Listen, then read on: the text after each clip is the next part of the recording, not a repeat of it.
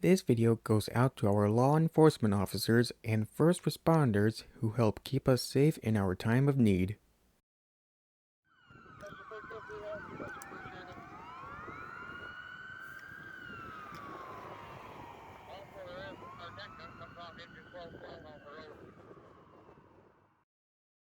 Now that we've gone through the current and first vehicle, we're now on the last vehicle that gave me problems.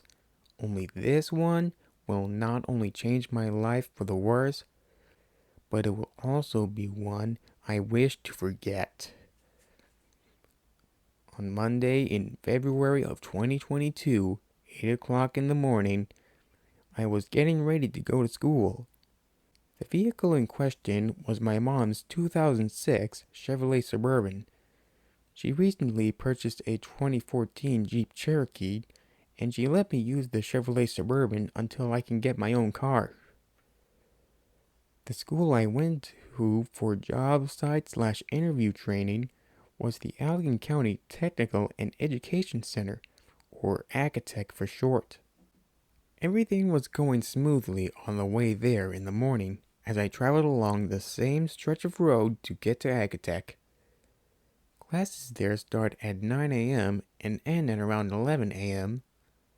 So far, this seemed to be a normal day for me, but as I left ACATEC, something in the Chevrolet Suburban suddenly happened that made my blood run cold. As I turned onto Airway Drive, I saw something odd trailing behind me that was coming from the Chevrolet Suburban itself. It looked to be just hot vehicle exhaust coming out, which looked to be normal under the circumstances. So I continued onward, hoping that it would subside, oblivious to the situation. That's when everything started to go downhill. As I approached Industrial Drive to turn right, the check engine light came on, indicating a problem. But I was unaware of any problem at the time until it gotten worse. The turn indicator lights were soon showing a solid green, and that wasn't normal for any vehicle. No later showing solid green, the radio was now turning off and on by itself as I turned onto West 118th Avenue, then onto North 30th Street. As the severity of the situation grew, I soon made a decision to abandon the vehicle. So I immediately pulled over to the side of the road. As I did, I thought that turning off the Chevrolet Suburban would make the problem stop. But as I turned the ignition switch off, the engine was still running, and even the electrical system was going wonky. To make matters worse, I was no longer seeing exhaust, but smoke. The Chevrolet Suburban was now on fire. Immediately, I grabbed my stuff that was in the front seat and got out. I then ran south of the burning vehicle like you know what, putting as much distance between me and the now burning vehicle if it were to blow. The electrical system was now going haywire as the rear windshield wiper was now on. Then, with no warning, the car horn started going off. From there, I was having a full-on panic attack, yelling out help as the smoke worsened. I called my mom about what was happening, and she told me to hang up and call 911. So I did just that as she headed out to where I was at. My 911 call was sent to Allegan Central Dispatch, and I tried to do my best to give my location while keeping my cool as I did.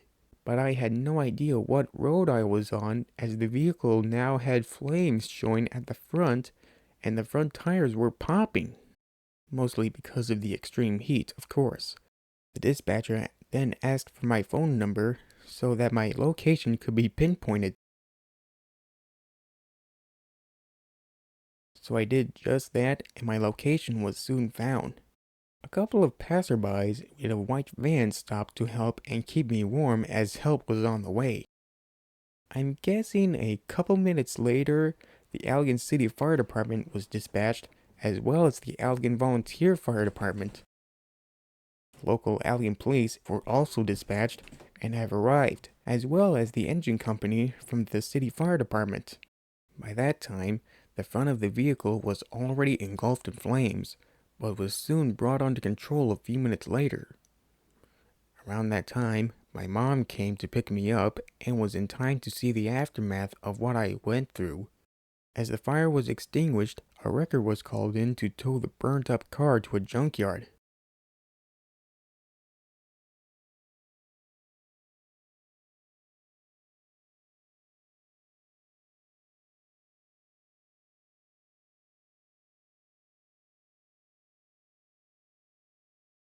Now, before the fire, the vehicle was already having problems in the past, such as the radio turning off and on by itself.